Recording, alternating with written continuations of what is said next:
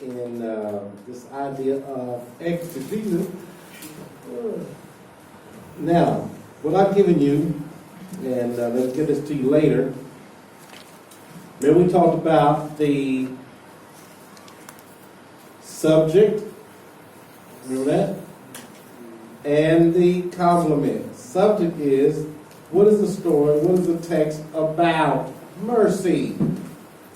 What is it saying about mercy? We talked about that, right? Then we came up with an exegetical idea, right? And what was an exegetical idea? The psalmist what? Looks to the Lord for mercy. At times is Okay. The psalmist looks to the Lord for mercy at the time of distress, right? Okay? Now, here's what we're going to do. How many strophes do we have?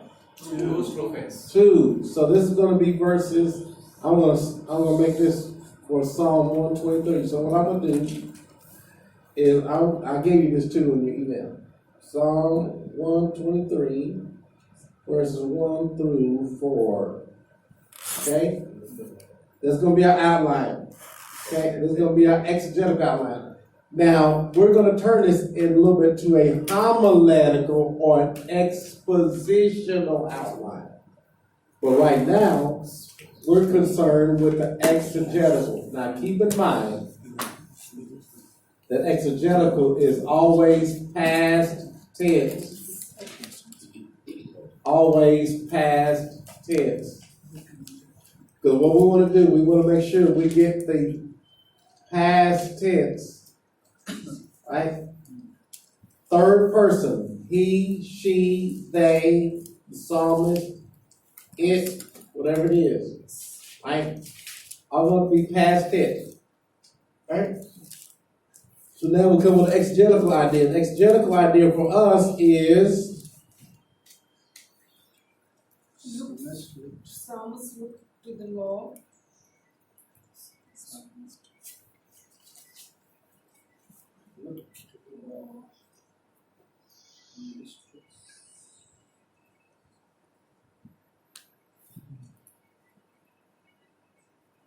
okay. Okay? That is our exegetical idea. Now, the reason we're doing this is because this is going to be fairly easy to turn into a homiletical one. Here's the purpose of the exegetical. Is to summarize a passage in a single sentence. And the reason we do a single sentence is because it is more powerful when it is short and condensed. We don't want it to be long, right? We don't want it to be ambiguous. We want it to be concise and precise, right? So when we write our exegetical idea, what we're doing is we are making sure that it's in a sentence form. It's a summary of an author's thought, and it follows the order of the text. Remember this about exegetical idea. It is focusing on the thenness of the text. Not what it means to us now, but what it meant to them then. Right? That's the thenness of the text. Remember that by exegetical. Expositional is the nounness. And we'll get to that in just a moment. Okay? So now we know that the main part is at the beginning. So that's going to be deductive. Right? Okay? Now what we're going to do, I'm going to term this the strophes. Because here's what we're going to do. We're going to come up with like we did the whole song. We're going to come up with an idea in just verses 1 and 2. A summary. what I've done is I've called this if this is a big idea, what do you think these are? What do you think strophe 1 is going to be and strophe 2 is going to be? If this is big idea, what do you think these are going to be? Committee? I said, if this exegetical idea is a big idea, Okay. We'll divide. yeah, so we'll make these So, little ideas. If this is a big idea that talks about the whole thing, a big idea is made up of little ideas. You with me? Yes. So, we're going to term that L-I. The little idea.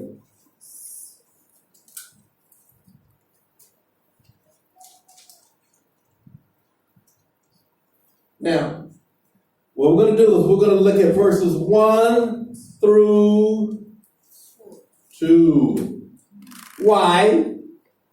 Because That's a strophe. Then we're going to go verses 3 through 4.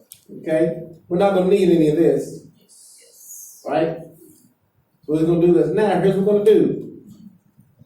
The same thing we did for the entire psalm, subject and complement, we're going to do for verses 1 through 2. That's a strophe. So turn in your Bibles to Psalm 123.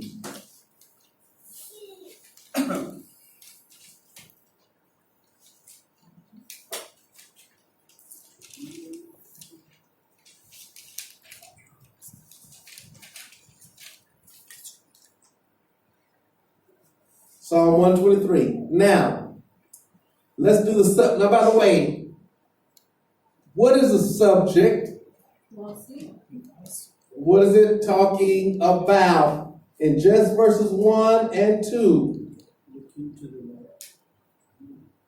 Looking to the Lord. That's what the subject is. Right?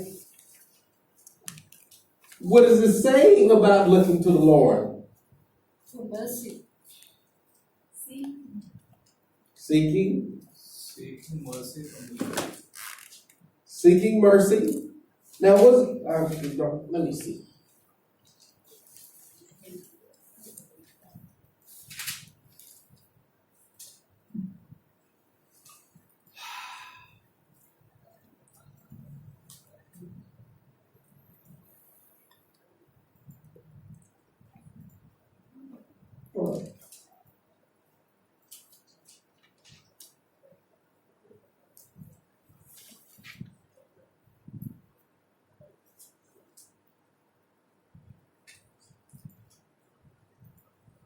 I want to be as clear as possible. What's it saying about?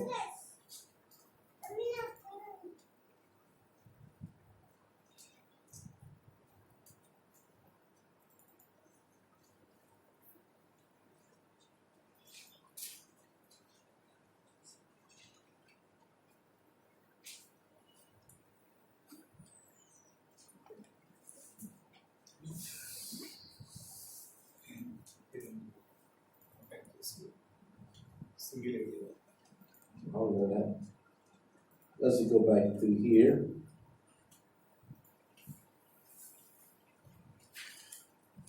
To you I lift up my eyes, O you who are enthroned in heaven. Behold, as the eye of the servants look to the hand of the master, as the eyes of a maidservant look to the hand of a mistress, so our eyes Asking here. look to the Lord our God till he has mercy. It's a time component. Right? So let's make sure that we bring that idea out. Till he has mercy upon us. Here is a time indicator. Yeah, it's a time indicator, right? So we're going to say the psalmist looks to the Lord for mercy. What? Let's give an adjective or adverb or description, some kind of description on how. Indicate the mercy. Now, let me ask you this. This maidservant, how does a servant look to the master and the maidservant look to the mistress? How? With expectation. Ah, very good, David. With expectation. So now, let's see how we're going to make that point. Y'all ready? Yeah. This is going to be our little idea. Subject is With great hope. he, or the psalmist, looked to the Lord. For How? With? great expectation. Yes.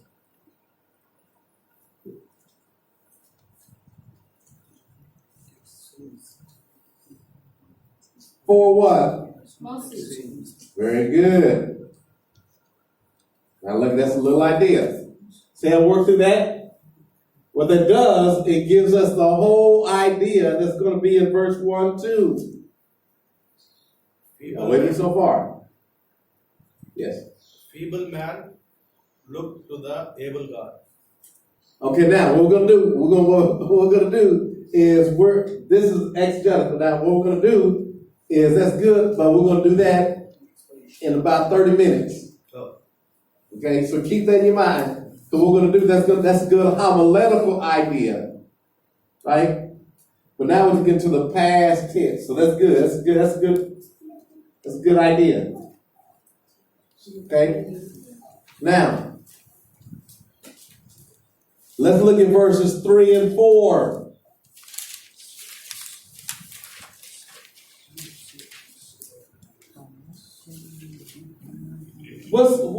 As this is verses 1 through 2, 3 and 4. What's the subject? What is it talking about?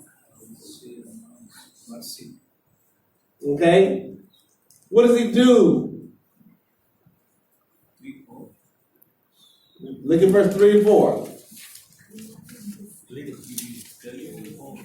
Condition, situation. Okay. He's doing what, David? It indicates the situation. Okay. Good. Now let's dig a little bit deeper. Let's be more specific. What do you notice about verse 3? Face great contempt. Okay. So we got to bring out this idea of contempt, right?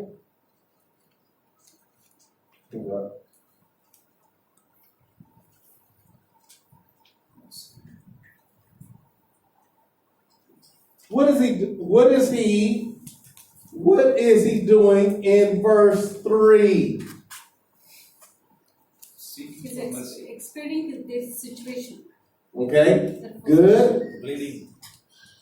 But don't look too deep. What does the psalmist do in verse 3? Oh, mercy on us. Then he's telling the Beseeching. Grace, beseeching. What's that? Grace, contempt. Beseeching. Okay, let's make that a little bit more simple. Asking. why did Asking for what? mercy. So, that's what happened in verse 4. Number 1, the subject is he asked for mercy. Right? Great expectation. Okay? The psalmist asked for mercy. Is that all he does? Well, we got to bring out the whole idea. No, it may be they're explaining their worthless situation instead of asking. Now, what we're going to do now, the reason they ask it is because what are the first 4 words? Illustrating the situation. Illustrating or explaining. Illustrating. But before we get to that, because that is more homiletical than it is exegetical. Yes. Okay? We want to make it very, very simple. What does he do? What are the first two phrases in verse 3? Have mercy on us. Have mercy. Have mercy on us. Right? Have mercy on us, O Lord. Have mercy upon us. See that? Yeah. See, those are requests. Okay. You see what I'm saying? Yeah. So he requests mercy. Is that all that's in the verses 3 and 4? No. And second Explaining the situation. reason he's telling. Very good. So let's say this: the psalm asks mercy. You're gonna give a reason. Let's give a statement that gives us a reason. Disregard. Because is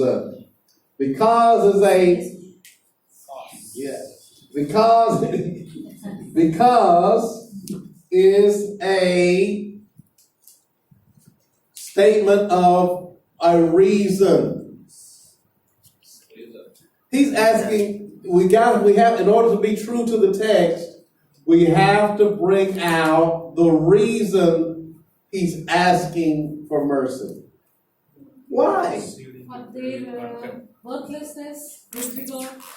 Because they have been, let's be true to the text, because Deeply. Great scorn of Yeah. because of scorn or contempt. You're exactly right. Yes. Yes. But here's the thing. The need, can we say the need? Arrogant. Need. The need. Yes. Now what you mean? How we gotta put that in a sentence. We say the need, he has a need for mercy, Yes.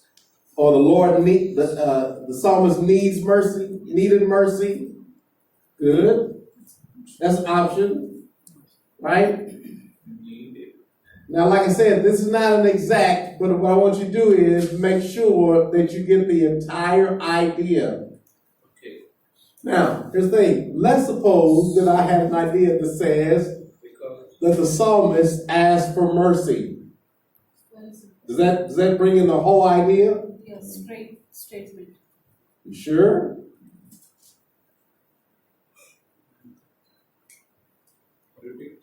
What do I do with verse 4?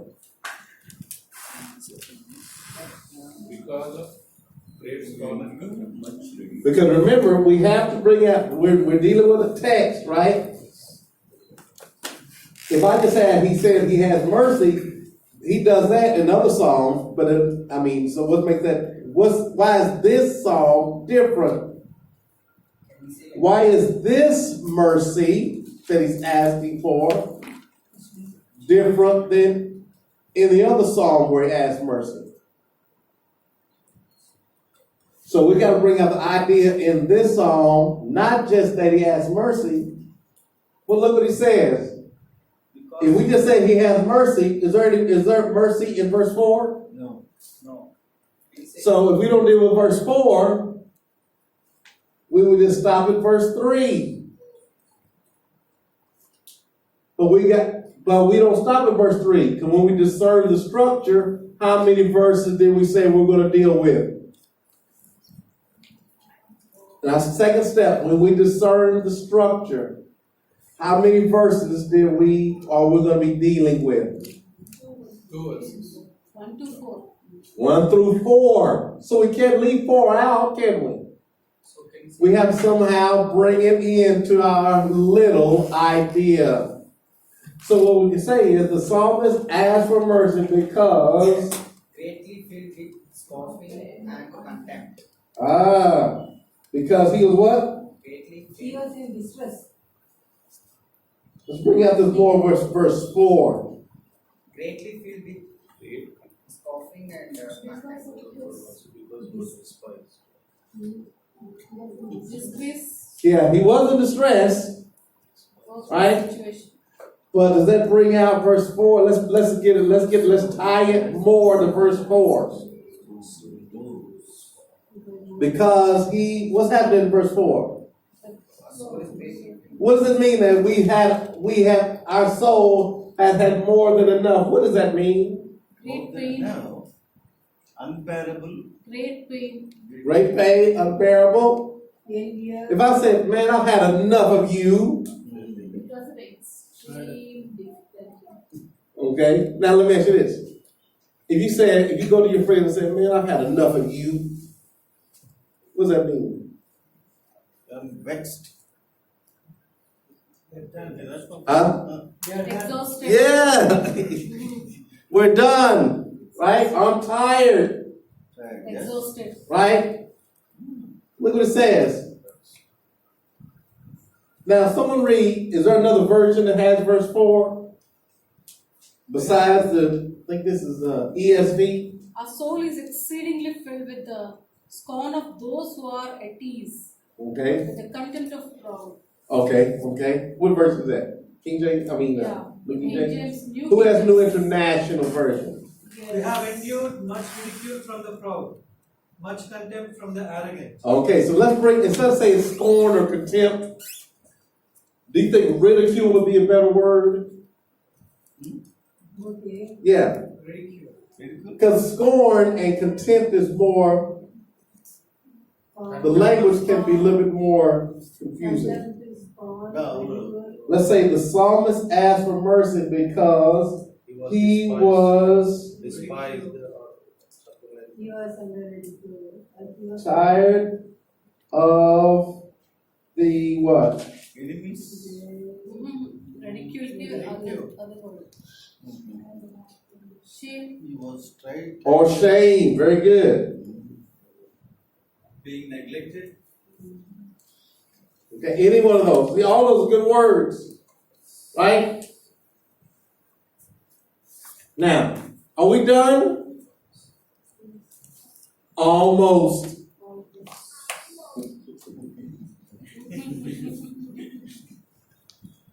Okay? Now, so what we're going to do is,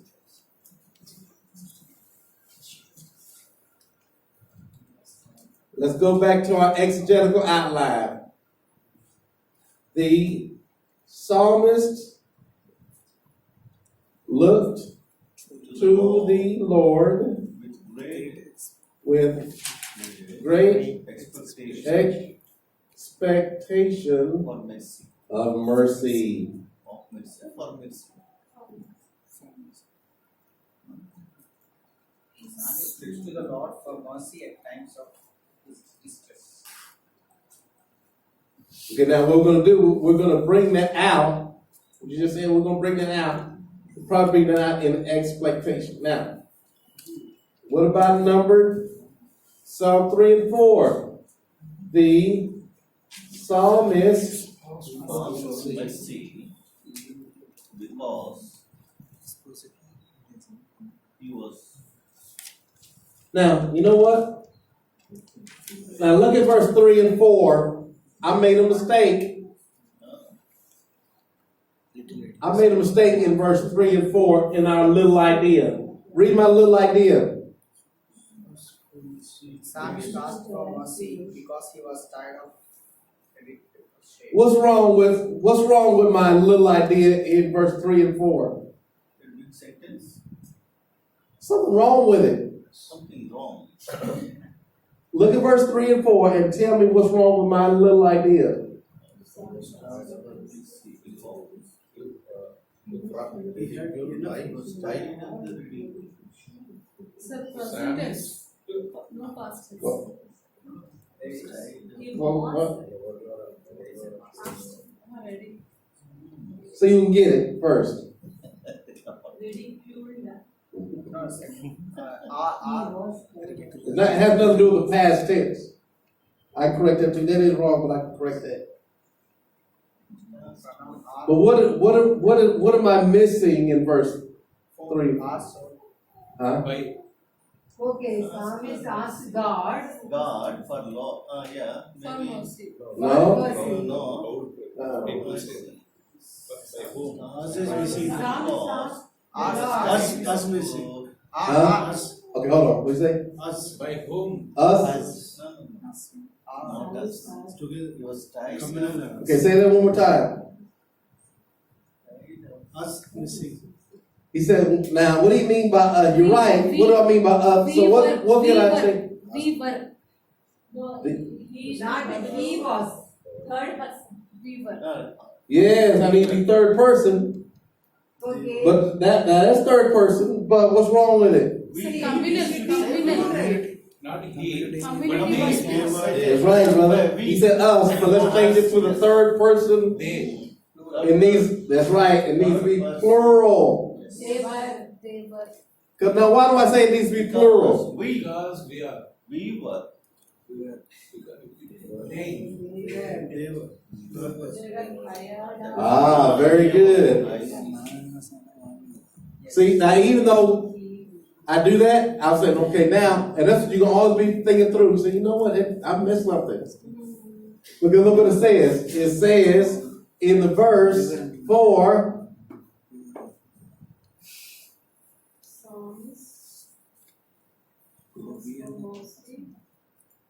verse 4, our soul is greatly filled with the scoffing of those who are at ease, with the contempt of the proud. Our soul, not my soul, our soul. Very good, brother. Yes. So is they were tired of ridicule and shame. Okay? Now, So here y'all get this down. the psalmist. What I just put on here, this is our exegetical outline. You with me so far? Any questions?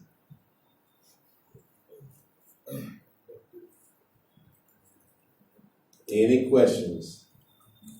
In the second part, there is God. There is God. Well, it's implied because we're bringing it out in verse 2.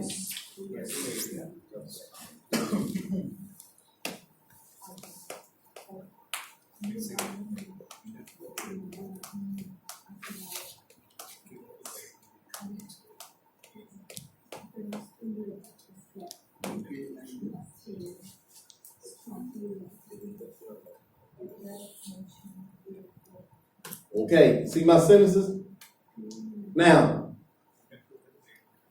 everything we're going to be dealing with, ladies and gentlemen, is going to be connected somehow, some way to the big idea and the little ideas. Y'all with me? Okay. Y'all with me so far? Y'all got this? Yes. Now this is now going to take the shape of a sermon. Y'all with me? Yeah. Now, here's the thing.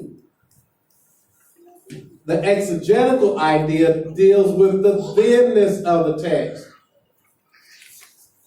But people don't come to your church to find out the latest on the Old Testament prophets or preachers.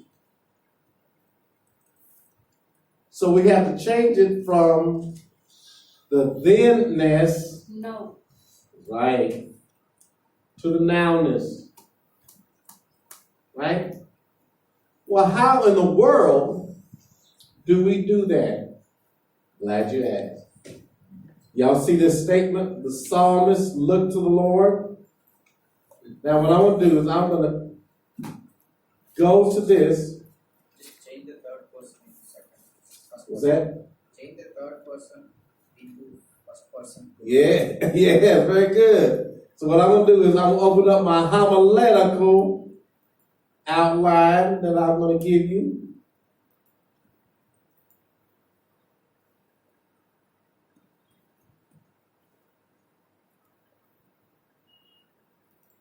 Instead of giving them direct statement, first we need to ask them, are you in the same situation? That's what we're going to do when we get into application. Application. Very, very good. So now what we're going to do is we're going to paste that here, right? This is a homiletic outline, right? Okay, but what I'm gonna do, ladies and gentlemen, is I am going to change the psalmist to we. Is this the past tense? We need to. Now we're gonna change that too. Yes, I'm looking. And I'm gonna look at it as a command. We should look To the Lord. To the Lord. With great expectation. Yes. You see that? See how we change that? Very simple, very easy. You take it from the past tense to theness and you move it to the nowness. So it's not David or the psalmist anymore, it's you, we. Right? Most easiest part. Now we're going to do this. Now we're going to go to the second one. Do the same thing. Ask for mercy. Do the same thing on this one. We should ask for mercy. When Ask for we mercy. We were asked for mercy because we were tried. Okay? Now we're going to change each to present tense. We should. ask for mercy. mercy. Because we are. No, when we were in We should ask for mercy when? When we are. when we face ridicule. Good. Very good. We should ask for mercy when we face. Very good. When we face Ridicule by the arrogant and proud. Now we're done now. Here's the thing. Now we're going to take our big idea. What's our big idea? Exegetical idea.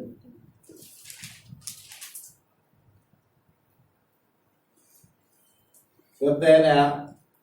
And we're going to turn here to our homiletical idea. And all we're going to do, ladies and gentlemen, is change that. We should look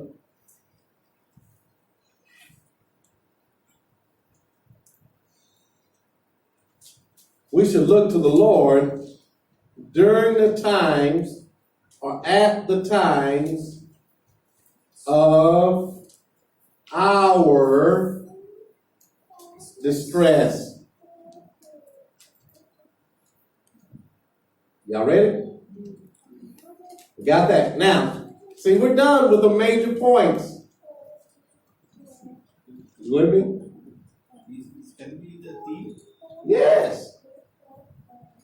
Right? Yes. So here's what we're going to do. Now it's taking the shape of a sermon. My sermon has 2 points. Number 1, we should look to the Lord, right, with great expectation for mercy. Number 2, we should look to the Lord for mercy when we face, We should ask for mercy.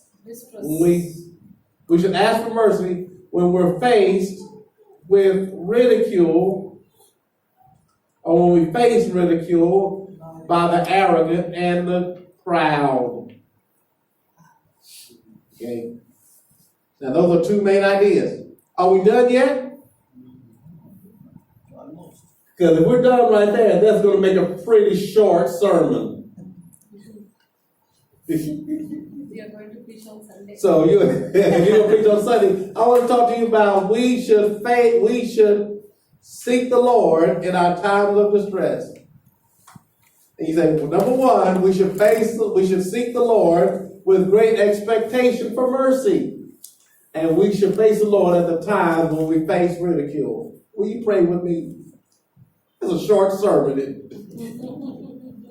So what we gotta do is we're gonna have to go back into verses 1 and 2, our first strophe, and we're gonna do three things.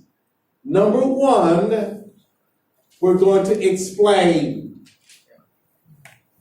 Number two, we're going to illustrate. And number three, we're going to apply. In other words, three things: explanation, illustration, and application. Number one, explanation is what does the text mean? Illustration is how do I illuminate the text? We'll talk about illustration tomorrow, right? And number three, application. What difference does it make? You see? Yes. Can you repeat again? Yes. Number one, explanation is what does it mean?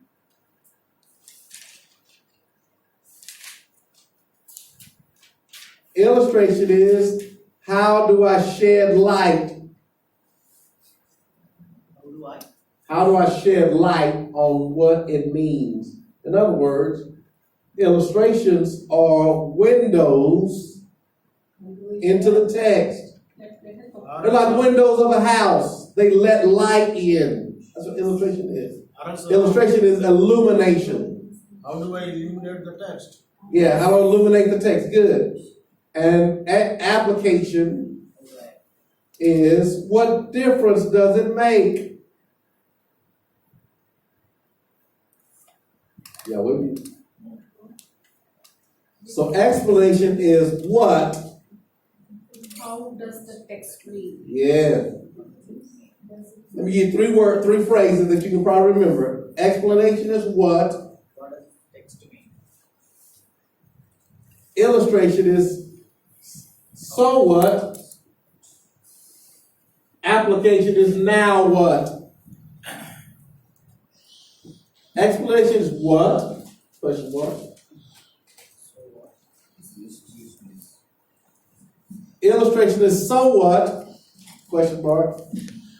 Application is now what? What do I do with what I just learned? So what? You see? The three whats of a pattern. Now, What? we're going to have to do explanation. What does it mean? Now let's go back to verse 1 and 2. We're going to have to explain the idea that we should look to the Lord with great expectation for mercy. You see? Now, in our commentaries, they gave some pretty helpful hints, right?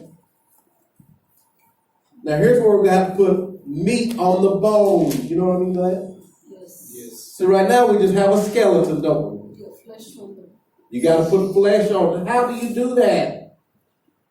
You're going to have to find out, after you do your research and your resources and all that stuff, you're going to say, okay, how can I explain what the psalmist is saying? That's when you have to do all your research, right? By the way, we know this is a lament psalm, right? But we know it's another kind of, it's a song. What kind of song is it? That's a type of psalm. What kind of song is it? Is it a song of praise? No, lament. Now that's a psalm type. But what is a song type? Song type. It's Praise one is a string. song of It ascent. should be played on the instrument. Now where do we get that from, ma'am? I said, where do we get that from? Melancholy. Sad mood. Now look, what do we know about this song? We talked about it for 10 minutes. Song of Ascent. It's a song of ascent. Oh, Now, do you think that needs to be explained? Right? Let me ask you this. Yeah. Before we read it, how many of y'all knew what a song of ascent was? I mean, before this class, how many of y'all knew what a song of ascent was? 2 people. Now, let me ask you this. If 2 people out of 15 knew, if 13, I don't know how many people have, if only 2 out of 15 knew, do you think your congregation knows? Do you think the people you're going to be preaching to will know? If you didn't know, do you think your people you're going to be talking to know? So what does that mean? You're going to have to explain it. Ladies and gentlemen, this is what we call a song of ascent. The nation of Israel, as they were going to Jerusalem to celebrate a festival, they will sing this song on their journey, on their pilgrimage to Jerusalem. Many songs of ascent are happy. But ladies and gentlemen, this song is sad. Yeah, they're on their way to worship and they're singing a sad song. You see? Now see, you're going to have to explain, that's what you got to explain. You got to keep in mind that the things, that's why we do all the questions, the who, what, where, when, why, and how, because the same questions that you have are going to be the questions that you're going to have to explain to the people you're teaching. This is a song of ascent. Now, you may not have to mention that it's in a collection of songs of ascent. You may not have to mention that, right? That may be good for you to understand, but they probably, it doesn't matter to them. All you need to do is just tell them that that's the song of ascent, right? They're on their way to worship. Isn't it interesting? They're on their way to worship, but they're singing a sad song. I don't know about you, but there's sometimes people in your congregation may be on their way to worship. And they can't say, like David said, I was glad when they said unto me, let us go into the house of the Lord. Y'all heard that verse? Right? Y'all heard that verse? David said, I was glad when they said unto me. You know what my kids say sometimes? I was mad when they said unto me, let us go to the house. I don't want to go to church. Right? I don't want to go to worship. You know what I'm saying? Right? You hear about that man that woke up one morning with his family and he told his wife that I don't feel like going to worship today. I don't feel like going to church. He said, why not? He said, I'm going to give you 3 reasons why I don't feel like going to church, honey. He said, the first reason is those people don't appreciate anything. That congregation, not loving, right? That's why I don't want to go to church. He said, number 2 reason I don't want to go to church, honey, is because those people at church are too mean. Right? That's why I don't want to go to church. And the 3rd reason I don't want to go to church is because the church is too long. Right? That's why I don't want to go. She said, well, honey, I'm going to give you 3 reasons why you should go to church. Number 1, God has been really good to you. He blessed us with his house. He blessed us with the children. He's been good to you. That's why you need to go to church. The second reason you need to go to church, honey, is because you want to set a good example to our children.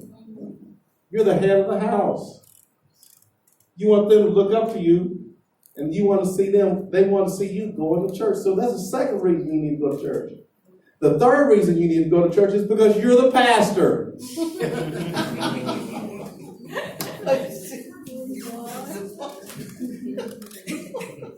But he said, I was glad when they said it to me, but in this text, they're not going to church happy.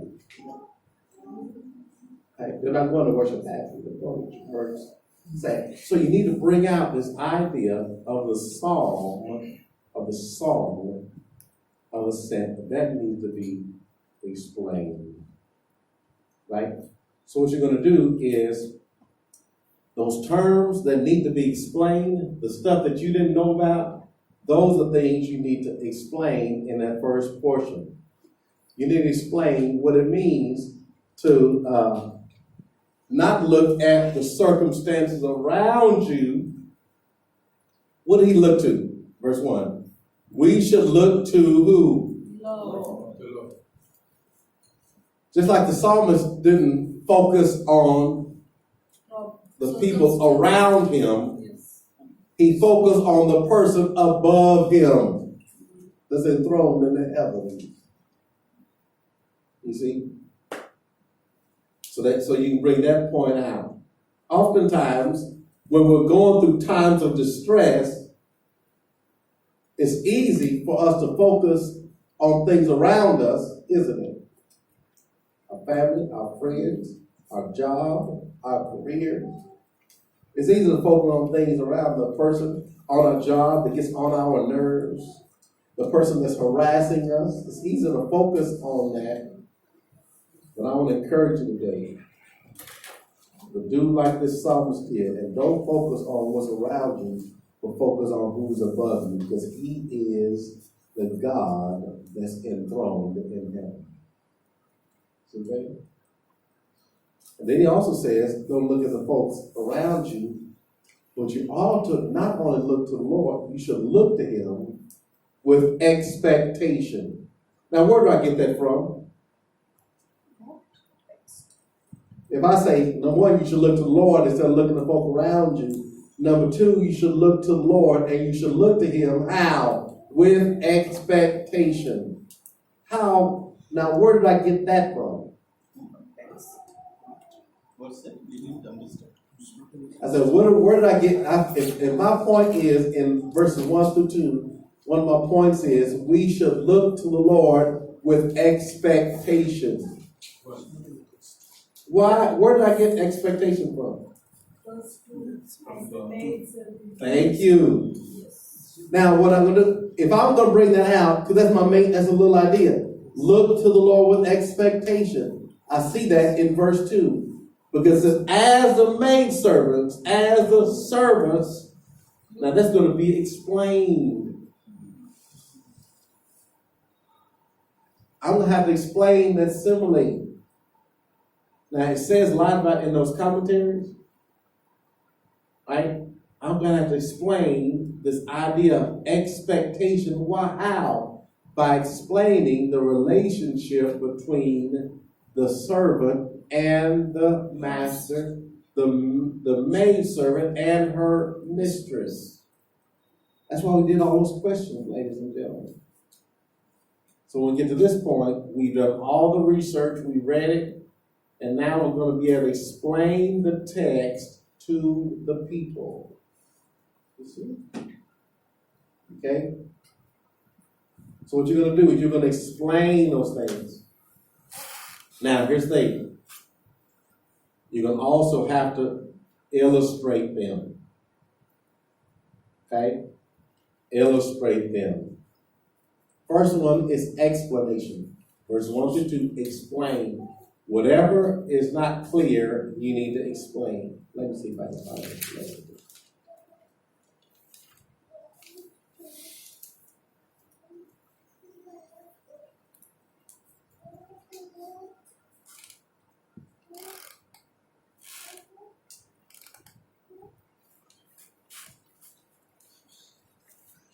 Oh, by the way, I've got to tell you this. Remember we talked about the big idea?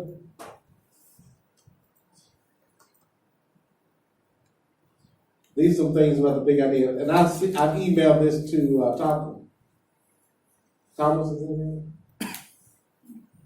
I emailed it to him. Or put it on his flash drive so he may make some copies of this. Okay?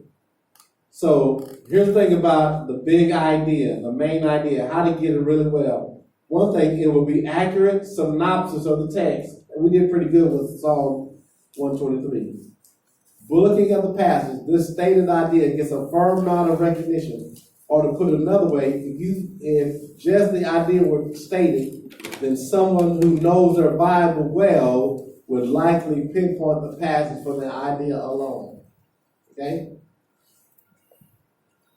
It would be consistent with the scriptures as a whole. We see mercy all throughout the Bible, don't we? Right? And the giver of mercy, which is the Lord. Right? It will also be true to life. We should look to the Lord for mercy in times of our distress. Right? It'll be relevant to life. You may be able to state a profound theological truth effectively, but if it isn't stated relevantly, then you are really preaching the Word of God. God's Word is relevant to life. Make sure your main idea is also. Okay? It will be pregnant with meaning and implication. Okay? Okay? After stating the main idea, the follow-up sentence should be, well, that's about it, really. There should be plenty, shouldn't be, that's about it. It should be plenty that flows out of that main idea. Number 6, it will be precise. Okay? Accurate. And number 7, it will probably not be perfect. Okay? I talk about the main idea, how to get it. Okay. How you're going to shape your main idea. And now remember, we talked about the main idea is going to guide, is going to sort of reign over the entire sermon. And here's what's going to happen.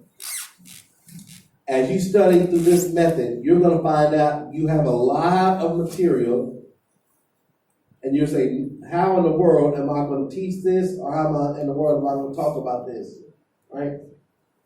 Here's what you need to do. If you cannot connect it to the main idea, leave it on the cutting room floor. You know what I mean by that? In back in the day, you know how you edit it? You know how you edit film now? You have a movie, you can edit it, you can pretty much do it on the computer now, can't you? Right? You can get a software, you can fast forward it, you can rewind it, you can stop it, you can cut it, and you can merge clips together. Well, when I went to school, we didn't have software like that. We couldn't do it on the computer. It wasn't that technologically advanced. So you know what we had to do? We had to literally cut and splice. Right? We had these two big old film things, right? We had to roll it out, we had to roll it out, and then we had to clip it, right? Then we wanted to cut some other stuff out, we had to roll it out, then we had to clip it again. And those waste pieces that we didn't need fell on the floor. Right? We called it the cutting room floor. Right? Everything that we didn't need, we left it there. Right? We cut it out. Now here's the thing. There's some things you're going to be dealing with, and there's going to be a lot of information. And you're going to have to make some decisions on what you're going to put in and what you're going to leave out. Well, how do I know what to put in? Can you connect it to the main idea? Right? If you can't connect it to the main idea, you should leave it on the cutting room floor. Right? Any questions about the big idea? Okay. What's my time, brother? Got 20 minutes? Okay. Any questions about explanation?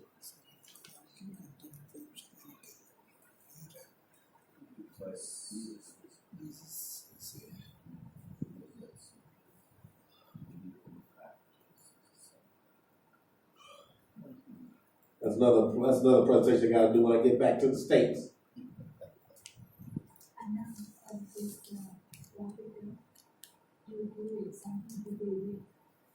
An example of what? This? Oh, no, 3, 4? Yeah. She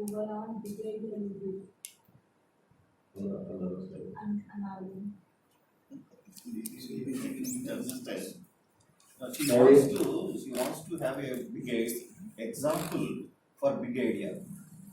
Oh, okay. Yeah, what we did, it's like what we did here. Remember we did this on the homiletical outline? This is a big idea. We should look to the Lord at all times. Yeah, see that? That carries up to verses 1 through 4. Right? That's what we did when we changed it from the exegetical past tense to the present tense, right?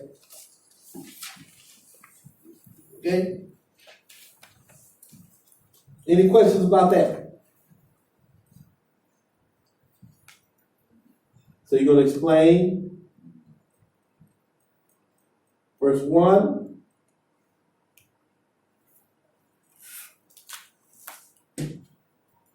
So let's say that, A, we're going to say this. Our focus should be on the Lord during our times of distress. Let's say B. We should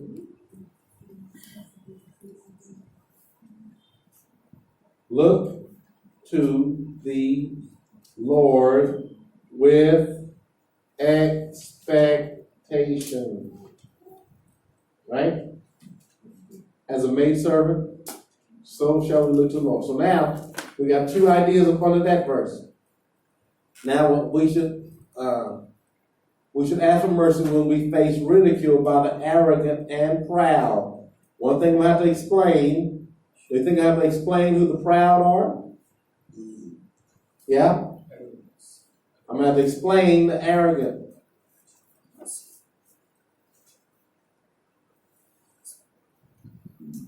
Now, by the way, if you look at a commentary, the arrogant and the proud does not mean, or does not always mean, well, really in this text, the arrogant and the proud are not unbelievers.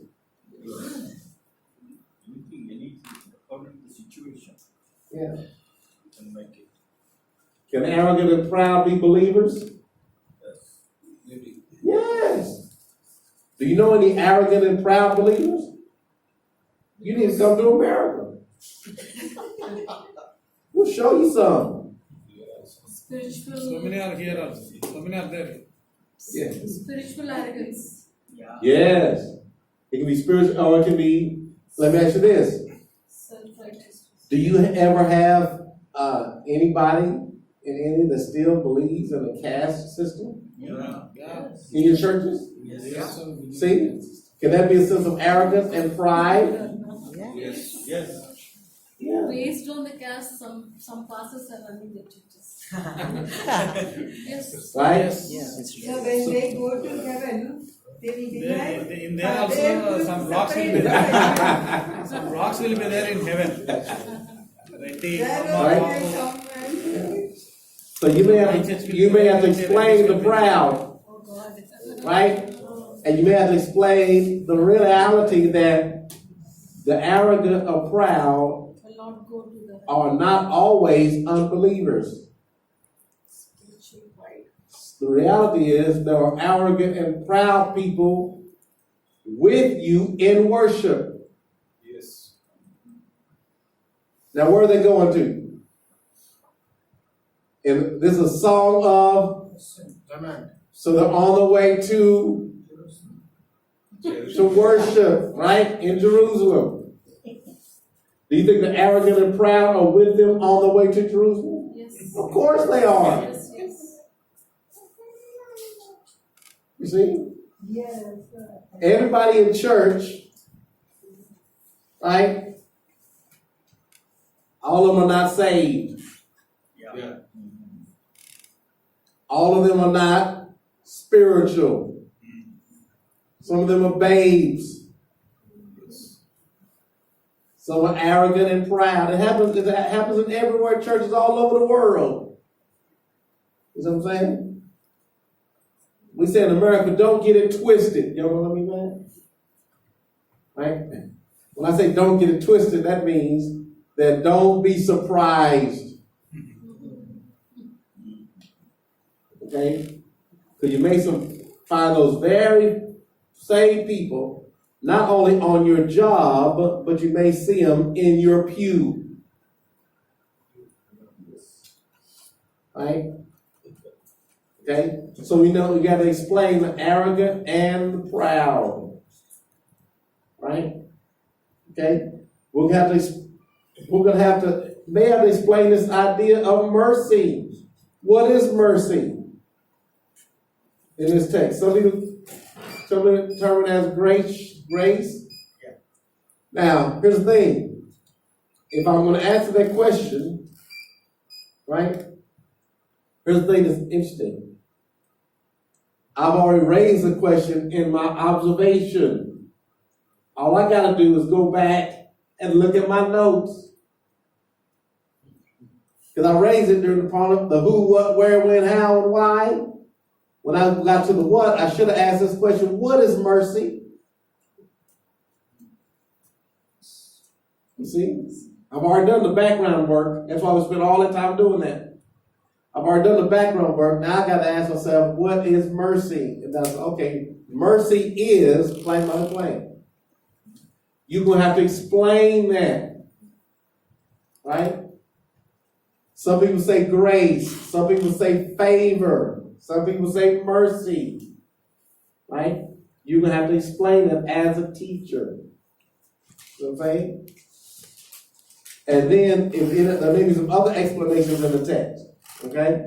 So you're going to spend some time in explanation.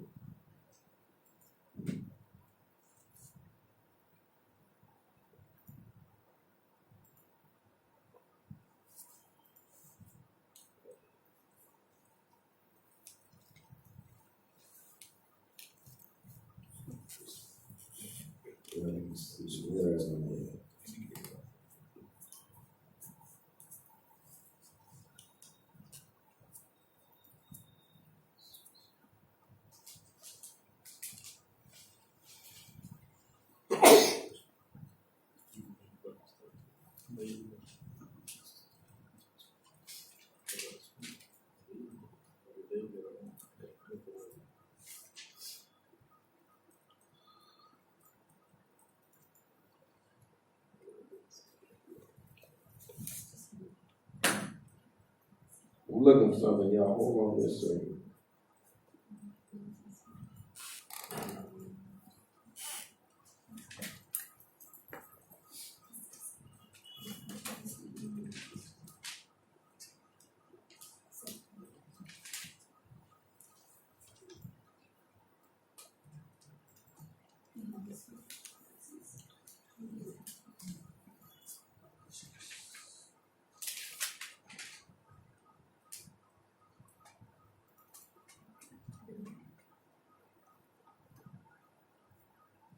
Okay, I can't find it.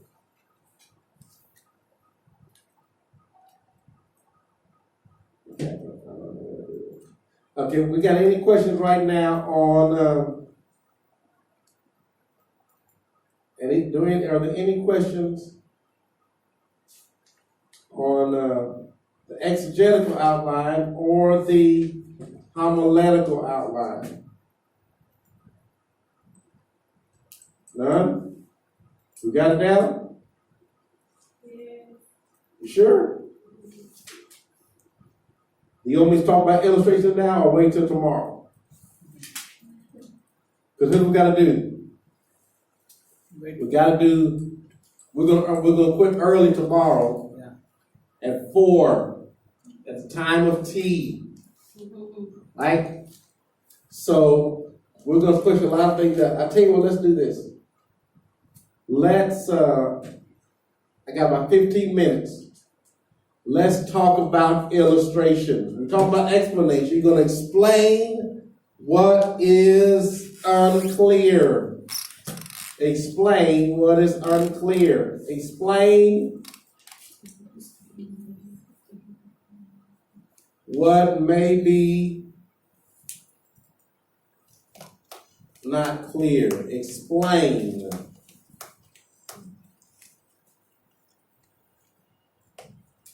Explain. Okay?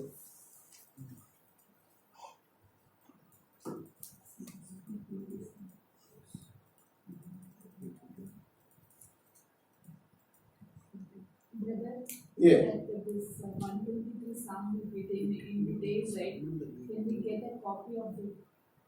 Yeah. I'll give it to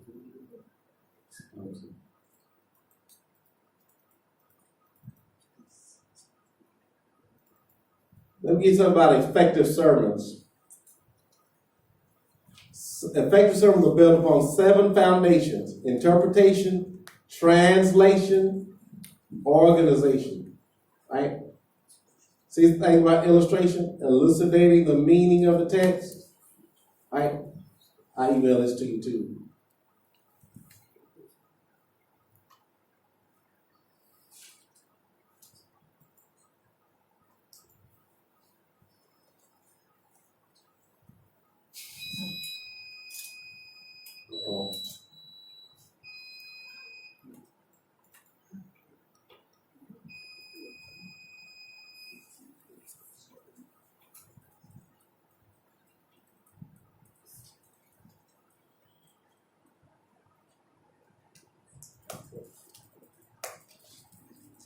Okay, let's talk a little bit about illustration. What illustrations do, illustrations shed light on the sermon. Shed light on the sermon, on what you just explained. It's going to be very important because there are different purposes to illustration. And let me pull out my illustration.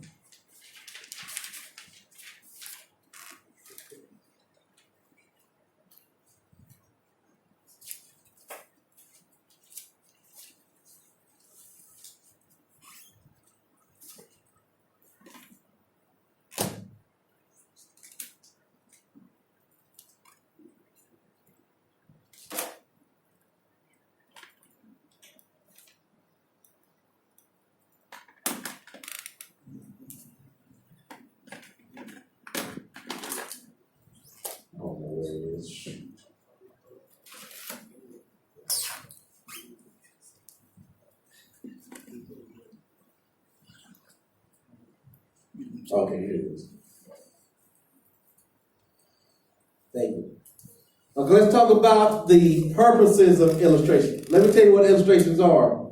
They are like windows to the sermon. Right?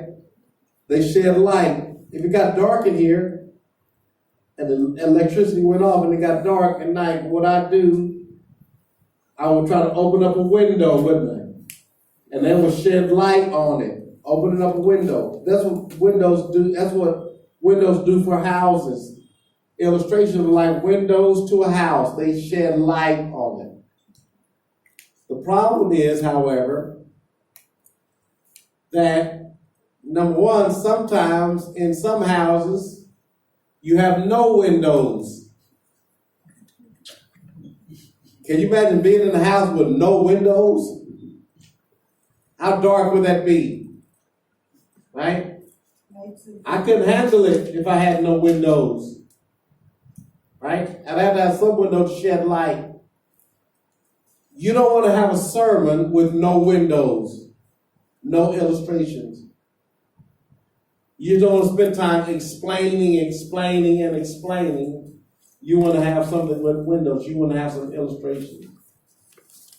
But you also want to avoid a house that has too many windows.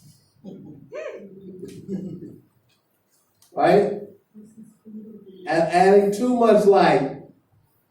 You don't want to have a sermon that does not explain the text, but spend the majority of the time telling stories.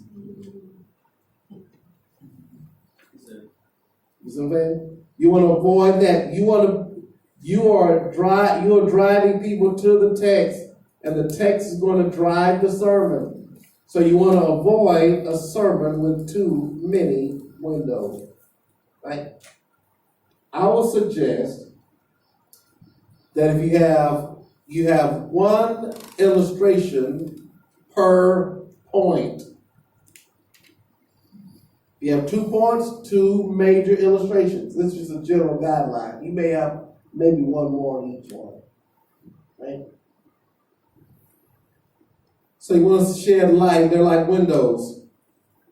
One thing good about sermon illustrations is not only do they shed light, they also bring clarity. You see? They're clear. Sometimes people may not understand what you explained. Right? But if you can give a good story or an illustration, people can get it. Right? They say, okay, now I understand. Right? With me? Also, they make a more permanent impression. See, people may not remember all of your exegesis and all of your word studies, but they will remember the story that you told. Right? Okay?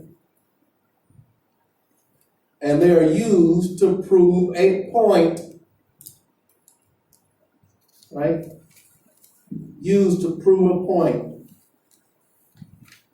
Okay? For example, if let's say I want to talk about trust. Trusting. Right? Is there an illustration I can use about trust? Instead of explaining what the word means and all that stuff and confidence in the Lord, and I can explain that, right? But what kind of illustration can I use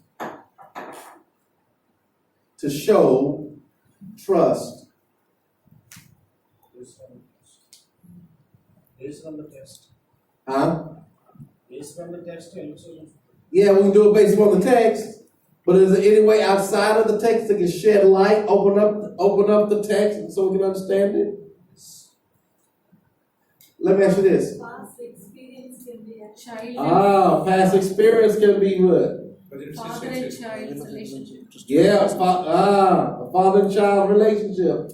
A child trusts his daddy, or should. Present situations. Different situations, right? Now, And the passage is from the Bible. biblical illustration of the passage where they trust. Now, does anybody here, not just trust in the Lord, has anybody here ever demonstrated trust recently? No? Let me ask you this. Say again. I say, has anybody here demonstrated trust or showed trust lately? yes. How?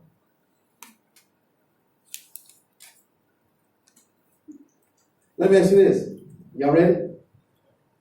How many of you in here, when you came through that door, before you sit down, did you check the legs on your chair? Huh? We didn't check. And nobody? We trusted now. Huh? We trust that chairs, legs are there. Wow. We You didn't just check sat it. down, didn't you? Right? Now, I can't pronounce the name, but you deal with anesthesia, right? Now, how many of you have ever been to the doctor? So many times. Right? Have you ever been to an anesthesiologist? Yeah. Yes. Let me ask you this. What's her name? What's your anesthesiologist's name? Dr. I Timothy. don't know. You don't know? I forgot. I know. You mean to tell me that you have somebody that can put something in your veins that can literally kill you and you don't know her name? Did you ask her, now what do you put it in my veins? Did you ask her? No. Simply submitted. Even we will. Did you, let me ask you this, did you say, I know you don't know your name, but could you please tell me where you went to school? No. Show me your diploma. No. Why? We trusted. You trusted, right? If you go to the doctor, right? If they tell you to undress, you undress. Right? Before I came to India, I was in the Philippines, right? And I was in a place called the Word of Life Bible Institute. And I was off, I didn't have to go to class. I was done teaching for that day. So what they did, they took me into town. I was in the province, but they took me into town. And they said, we're going to go to the mall. There's a place there where we can get a massage. And so you know what I did, David? I went there and got a massage, and it was really nice. They when I came in, they gave me some tea. Said, would you like some tea, sir? I got some tea. And they said, while you're waiting, we're going to give you a paraffin wax. In other words, they put my hand in the wax, and they put it and wrapped it, something like that. My hand became real soft, right? And then they said, okay, we're ready for you, sir. It's okay. They let me back into this room I've never been in, right? They said, sir, would you get undressed and put on these clothes? I didn't know the lady's name, right? But when she told me to go back and get undressed, you know what I did? I got undressed. They said, well, you put this gown on. I put it on. They said, follow me, sir. And you know what I did? I followed them. Then they put me in the steam room, Like a sheep. right? They put me in the steam room, right? And it was different than steam room in the States. It was something that I sat in, and then they put this thing on me, and all that was exposed was my neck. Then they turned it on and said, he said, I'll be back in 15 minutes. And you know what? I thought I couldn't get out anyway. So I had to help from her, right? They got 15 minutes. She came back, thankfully. Then they led me back into the room and said, lay down, sir. Take off your robe. And I took off my robe. They said, put this sheet on you, and I did that. And I finally asked her name was. But what that showed me is that every step of the way, somebody I did not know didn't know her name.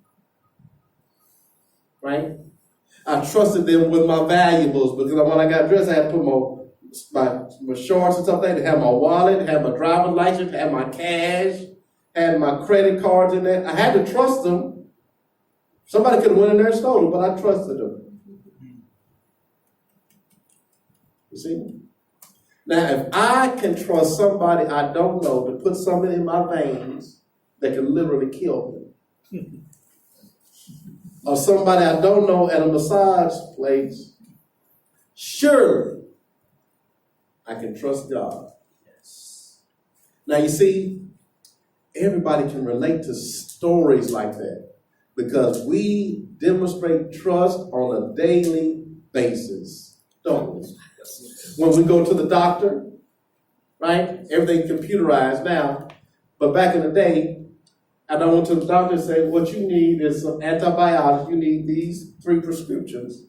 And you know what they do? They write a prescription. And you know what? I couldn't even read it. I don't know what it said. And then what I did, I take the prescription and I take it to the pharmacist. I don't know my pharmacist's name.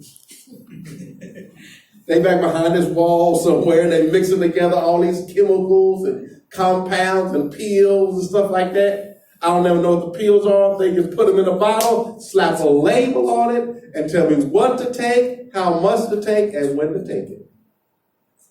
And you know what? I take it like it's prescribed. Why? You see how I made that plain and practical? You know what I'm saying? I didn't go through an illustration book. I went through my own personal experiences. Yeah. Look at times in your life when you had to trust, and look at times in the congregation where they would have to trust, and they do it every day. You see? That's why illustration is so good, because people can relate to it. It clarifies, it ultimately proves a point. If I'm trying to prove a point about trust, you do trust, you just don't know it. You see? On a daily basis. So it proves a point, it clarifies, makes it very, very clear. Okay? And they're also used to arouse attention. You see? Now, let me show you something. I told you about trust, but did you notice that when I started talking about going to the Philippines and getting a massage, everybody was like, There was a purpose in which I did that, because illustrations have the ability to get your attention. You see? Because while you're explaining and explaining and explaining, you need to introduce the illustration to relax the congregation. To draw their attention. Yeah, to draw their attention. To make it clear. Okay? It arouses our attention. And also, I forgot to put this, they relax the congregation. Okay? Now what we're going to do, when we come back tomorrow, we're going to conclude. We're going to talk about types of illustrations, sources of illustrations, right? Qualities of good illustrations and the pitfalls of illustrations, right? And then, after we do that, we're going to put illustrations on these points. Trust God with expectation. Trust God for mercy, or ask God for mercy when you are being harassed or ridiculed. We're going to talk about how to develop illustrations. And then we have the body, and then we're going to conclude by talking about introductions and conclusions. The explanation, illustration, and application will be the body of your sermon.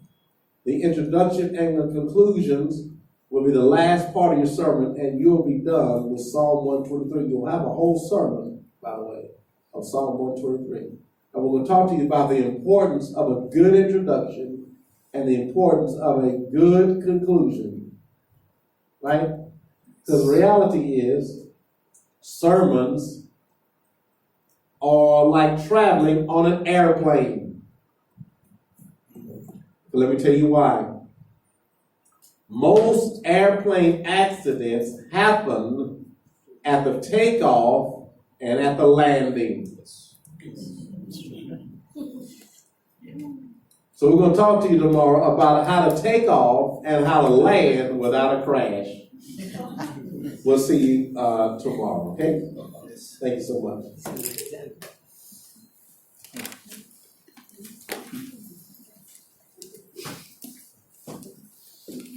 Session extend అవుతుందండి.